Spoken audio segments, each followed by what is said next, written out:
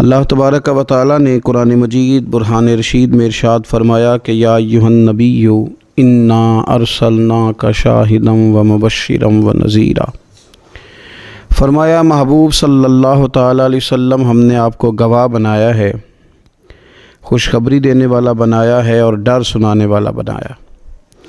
وداعیا الی اللہ،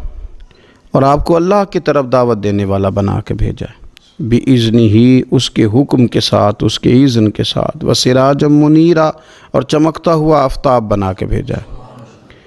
اے محبوب صلی اللہ تعالی علیہ وسلم آپ کو داعی الی اللہ بنایا، اللہ کی جانب دعوت دینے والا بنا کے بھیجا ہے۔ انسان جب تک اللہ اور اس کے رسول صلی اللہ تعالی علیہ وسلم سے ذہنی طور پر اور روحانی اور قلبی طور پر وابستہ نہیں ہوتا، اتنی دیر تک وہ کمزور رہتا ہے، اور جب وہ رب رسول سے وابستہ ہو جاتا ہے، اس کا عقیدہ اللہ اور اس کے رسول صلی اللہ علیہ وسلم کی ذات پر مضبوط ہو جاتا ہے، پھر وہ ذہنی طور پر فکری طور پر مضبوط ہو جاتا ہے۔ نبی پاک صلی اللہ تعالی علیہ وسلم کی تشریف آوری سے پہلے جو بنیادی مسئلہ تھا وہ یہ تھا کہ کفار مکہ، قریش بہت سارے بتوں کی پوجا کرتے تھے، تو جو نظریاتی کمزوریاں تھیں، جو فکری فقدان تھا، وہ ان کے اندر بہت زیادہ تھا۔ حج کر کے آتے تھے تو اوہام پرستی کا شکار تھے، حج کر کے آئے ہیں تو دروازے سے داخل نہیں ہوں گے، اوپر سے کود کر کے آئیں گے، کپڑے اتار کر معاذ اللہ بیت اللہ شریف کا طواف کرتے، قربانیاں کرتے تو ان کا خون کعبے کی دیواروں کے ساتھ ملتے۔ مصر کے اندر یہ رسم پائی جاتی تھی کہ وہ سال کے بعد ایک لڑکی کو ذبح کر کے دریا میں ڈالتے تھے تو تب دریا چلنا شروع ہوتا تھا، اور اس پر انہوں نے نظریہ بنا لیا تھا کہ ایسا ہوگا تو تبھی معاملہ آگے بڑھے گا۔ نبی پاک صلی اللہ تعالی علیہ وسلم نے ان سب لوگوں کو اللہ کی جانب دعوت دی۔ حضور علیہ السلام نے فرمایا میں تمہارے سامنے جو تعلیمات لے کے آیا ہوں ان میں کوئی اوہام پرستی نہیں، اس میں توہمات کا کوئی تذکرہ نہیں، ایک مضبوط دین، اللہ تبارک و تعالیٰ کی ذات پر بھروسہ، اللہ تبارک و تعالیٰ کی رحمت سے امید، ان سب چیزوں کو رسول پاک صلی اللہ تعالیٰ علیہ وسلم نے لوگوں کے ذہنوں تک اتارا۔ جب تک انسان کا بھروسہ عام انسانوں سے وابستہ رہتا ہے، دنیا داروں سے وابستہ رہتا ہے، پیسوں سے وابستہ رہتا ہے، دنیاوی معاملات کے ساتھ وابستہ رہتا ہے، تو وہ کمزور ہوتا جاتا ہے دن بدن۔ اور رسول پاک صلی اللہ علیہ وسلم داعی الی اللہ ہیں، تو حضور نے ہمیں یہ سوچے دی ہیں کہ تم نہ اپنے آپ کو اللہ رسول سے وابستہ کرو، پھر یہ جو کمزوری ہے نا، کمزوری یہ تمہارے دل سے نکل جائے گی۔ ہم دیکھتے ہیں کہ آج بہت سارے لوگ ایسے ہیں جو مایوسی کی گفتگو کرتے ہیں، اگر غریب ہو گئے ہیں تو تب بھی ان کے جملوں میں معاذ اللہ مایوسی ہے، کہیں بیمار ہو گئے ہیں تو پھر بھی وہ گھبرائے سے ہیں، وہم کا شکار ہیں، اگر کسی جگہ کوئی آزمائش ان پر آ گئی ہے تو بھی مختلف توہمات کا وہ شکار ہو جاتے ہیں۔ اگر توجہ اللہ رسول کی جانب ہو اور وہ سوچیں جو رسول پاک صلی اللہ علیہ وسلم نے ہمیں دی ہیں ان پر توجہ ہو، تو پھر انسان کسی وہم کا شکار نہیں ہوتا، پھر وہ مضبوط زندگی گزارتا ہے اور مضبوطی کے ساتھ آگے بڑھتا ہے، چونکہ اس کو سمجھ آ گئی ہے کہ میرا خالق اللہ ہے، رازق اللہ ہے، پیدا کرنے والا اللہ ہے، اور میرے تمام معاملات کا محافظ بھی میرا اللہ ہے۔ پھر وہ کمزور نہیں پڑتا، پھر وہ زیادہ امیدیں لوگوں سے وابستہ نہیں کرتا، دنیا داروں سے، سیٹھوں نوابوں سے زیادہ امیدیں نہیں وابستہ کرتا، پھر اس کی امیدیں اللہ سے اور اللہ والوں سے، پھر وہ اللہ رسول کی بارگاہ میں اپنے آپ کو پیش کر دیتا ہے۔ حدیث مبارکہ ترمذی شریف میں موجود ہے، راوی حضرت عبداللہ ابن مسعود رضی اللہ تعالیٰ عنہ ہے، ذرا حضور صلی اللہ علیہ وسلم کے تربیت کرنے کا انداز دیکھیے گا۔ حضرت عبداللہ ابن مسعود رضی اللہ تعالیٰ عنہ روایت کرتے ہیں کہ نبی پاک صلی اللہ تعالیٰ علیہ وسلم نے فرمایا کہ اللہ تعالیٰ نے ہر جان کو پیدا فرمایا، ہر جان کو اللہ تعالیٰ نے پیدا کیا، تو تین چیزیں رب کریم نے لکھ دیں اس کے لیے۔ ہر جان کو پیدا کیا تو اللہ نے لکھ دیا، کیا لکھا؟ اس کا رزق کتنا ہے یہ بھی رب نے لکھ دیا، عمر کتنی ہے، زندگی کتنی ہے یہ بھی رب نے لکھ دیا، اور جو اس پر مشکلات آئیں گی وہ بھی اللہ نے لکھ دی۔ اس کی حکمت کے تقاضوں کے تحت جو مشکلات آئیں گی، انسان کی گناہوں کی معافی کا سبب بنے گی، نیک ہے تو درجات کی بلندی کا سبب بنے گی، تو جو مشکلات اس کی طرف آئیں گی، جو مصیبتیں، بیماریاں، تنگیاں، وہ سب اللہ تبارک و تعالیٰ کی حکمت کے تقاضوں کے تحت آئیں گی۔ اب انسان یہاں گھبرایا رہے، مایوس ہو جائے۔ ایک بات اب ذرا یہاں صوفیاء کہتے ہیں، وہ بھی سمجھنے والی ہے۔ وہ کہتے ہیں کہ اصل بات یہ ہے کہ جس رب کی طرف سے تو کرم قبول کرتا ہے نا، اس کی طرف سے آزمائش بھی قبول کر۔ وہ کریم جو تیرے اوپر رحمت کے دروازے کھولتا ہے، کبھی اپنی حکمت کے تقاضوں کے تحت تجھے کسی مشکل میں ڈالے تو اسے بھی تھوڑا سا قبول کر۔ ایسا نہ ہو کہ میٹھا ہے تو فٹافٹ تو قریب کرے، اور اگر تھوڑا سا تجھے کوئی ترش رویے سے، ترش جگہ سے گزرنا پڑے تو پھر تو گھبرا جائے۔ تو اپنے مالک کے سپرد جب اپنے آپ کو کر دے گا، پھر تیری طبیعت سکون میں آ جائے گی، تیرا قلب ٹھنڈک میں آ جائے گا۔ محمود غزنوی رحمۃ اللہ علیہ مالٹا کھا رہے تھے، ایک ٹکڑا اس کا، ایک خاش اس کی اپنے ہاتھ سے نکال کر کے ایاز کو کھانے کے لیے دی، ایاز فٹافٹ کھا گیا۔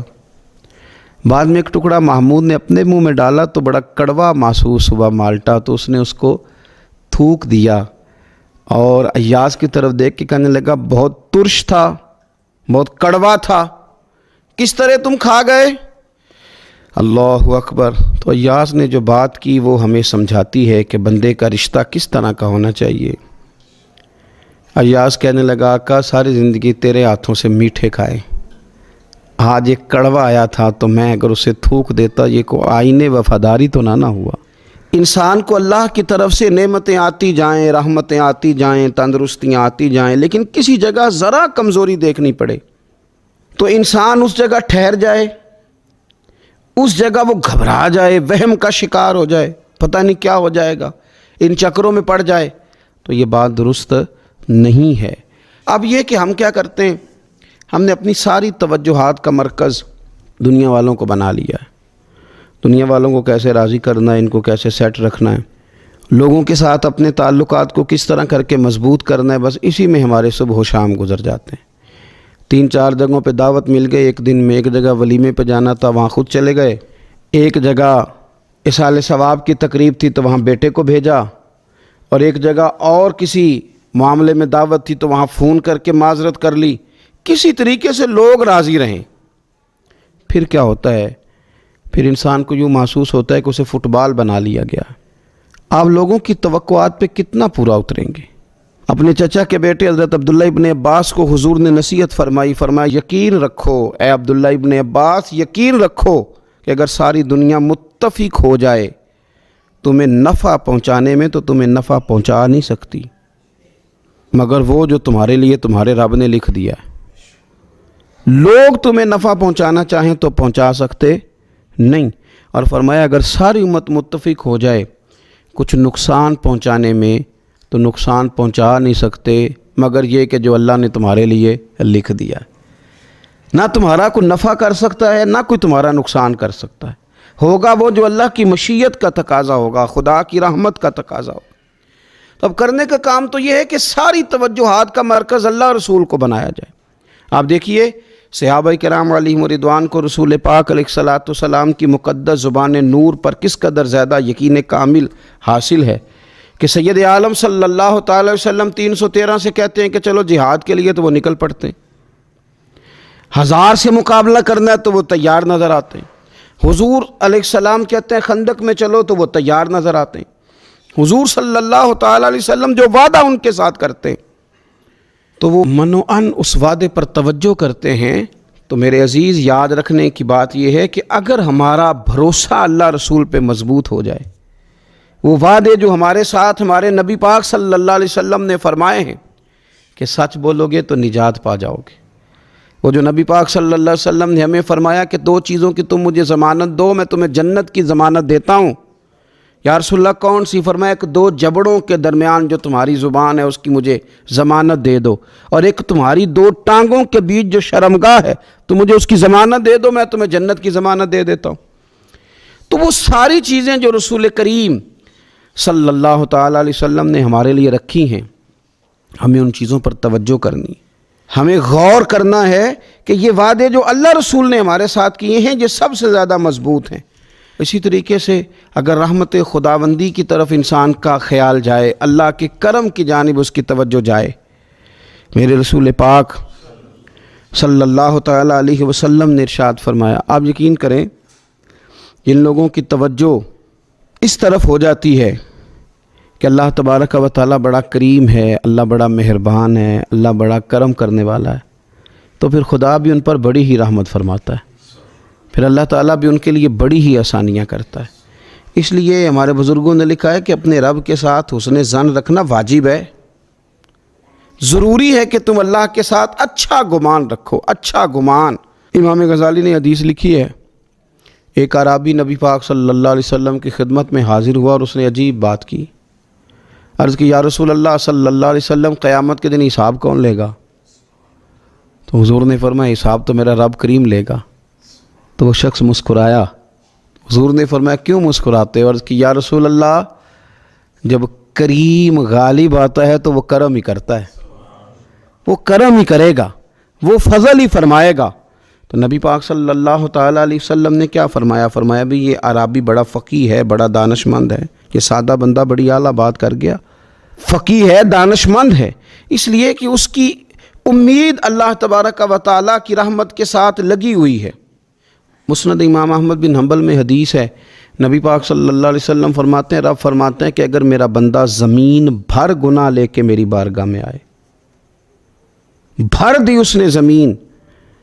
گناہ کر کر کے، لیکن وہ آئے اور استغفار کرے اور اس امید پر استغفار کرے کہ رب مجھے معاف کر دے گا، سچے دل سے توبہ کرے، تو حضور فرماتے ہیں رب اس بندے کو معاف فرما دیتا ہے، اگر اس کی امیدیں اپنے رب کے ساتھ مضبوط ہوں۔ ہم نے یوں کیا ہے کہ کمزوری دکھانی شروع کر دی ہے، کمزوری، اور پھر کچھ معاشرے میں لوگ بھی ہیں، یہ کچھ جادو کا بتانے والے لوگ آ گئے ہیں جو ہر شخص کو کہتے ہیں کہ تجھے تو جادو ہو گیا ہے، جو ہر شخص کو یہ بات بتاتے ہیں کہ تیرے اوپر تو آسیب کا اثر ہے۔ ان لوگوں نے بھی لوگوں کو کمزور کر دیا ہے۔ کچھ ایسے لوگ ہیں جو معاشرے کے اندر یہ کہتے پھرتے ہیں، بھائی سب دنیا کا چکر ہے، سب دولت کا معاملہ ہے، جس کی لاٹھی اس کی بھینس، یہاں کچھ بھی نہیں ہو سکتا۔ انہوں نے بھی لوگوں کو کمزور کر دیا ہے۔ اپنے عقیدوں کو مضبوط رکھیں، اللہ رسول صلی اللہ علیہ وسلم کے ساتھ اپنے بھروسے کو مضبوط کریں۔ دیکھیں حضور ہماری تربیت کرتے ہیں، فرمایا اگر تم رب پہ بھروسہ کرو گے نا، اور رب تعالیٰ پہ بھروسہ کر کے نکلو گے تو اللہ تمہیں اسی طرح رزق عطا فرمائے گا جس طرح رب پرندوں کو رزق عطا فرماتا ہے۔ وہ صبح بھوکے نکلتے ہیں لیکن شام کو لوٹتے ہیں تو اللہ انہیں پیٹ بھر کے روزی عطا کرتا ہے۔ کیوں؟ اس لیے کہ ان کا بھروسہ مضبوط ہے، ان کا اپنے رب پہ توکل مضبوط ہے۔ رسول کائنات صلی اللہ تعالیٰ علیہ وسلم نے ہمیں ہمارے رب کی جانب دعوت دی، حضور نے ہمیں اللہ پہ بھروسہ کرنا سکھایا۔ رسول پاک صلی اللہ تعالیٰ علیہ وسلم نے ہمیں کہا کہ دنیا میں مسافروں کی طرح وقت گزار کے آ جانا، جنت میں رب نے تمہارے لیے وہ نعمتیں تیار کی ہیں، نہ کسی آنکھ نے دیکھی، نہ کسی کان نے سنی، نہ تمہارے دل پر خیال ہی گزرا ہوگا کہ اللہ یہ شان عطا فرمائے۔